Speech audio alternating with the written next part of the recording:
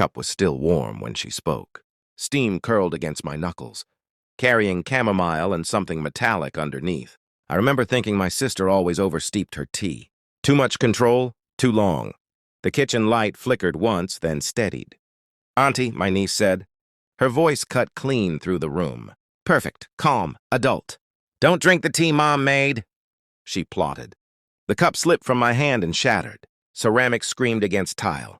Tea bled outward like a map of somewhere I didn't want to go. I stared at the child. 8 years old, born mute.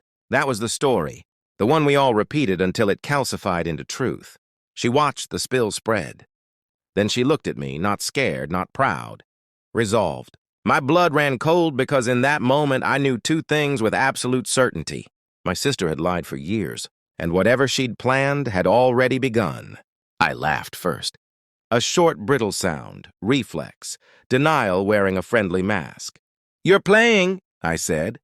My voice didn't believe me. My niece shook her head once, sharp, final. "She said you'd drink it," she continued. "She said you always do." I felt the betrayal before I understood it. Not the tea, not yet. The other one. The older one. The way my sister's smile never reached her eyes when she asked me to babysit. The way her husband wouldn't meet my gaze when they left for the cruise. The way the locks clicked too loud behind them. I thought of the years I'd spent defending her, explaining her distance, rationalizing her cruelty as stress. Blood is blood, I'd told myself. Blood forgives. I swept the shards into the trash with shaking hands. My niece climbed onto a chair and watched me like a witness in court. "Why can you talk?" I asked quietly. She hesitated. Then, "Mom told me not to.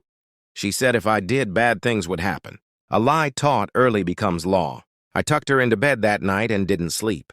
I watched the house breathe. I replayed every memory with my sister, searching for hairline fractures I'd ignored. There were so many. Too many. In the morning, I poured the remaining tea down the sink. The drain gurgled, angry, as if protesting the waste. I didn't confront anyone, not yet. I started small. The doctor who diagnosed my niece years ago, retired. The speech therapist, never saw her. School records, vague, inconsistent. I requested copies. I made calls, I smiled. At night, I listened. My niece spoke freely when she thought no one was listening, whispering to her dolls, reading signs she'd taught herself. Her voice was soft, careful, conditioned. I found the emails next. My sister's old tablet, carelessly left behind. Password unchanged. She'd always underestimated me. There were messages to her husband, messages to someone else, long threads about burdens and clean, solutions, about how accidents happened, about how trust was useful, about me. I stayed calm.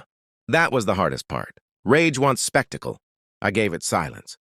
The lab results came 3 days later. I'd had the tea tested. I didn't need to know what it was, only that it wasn't nothing.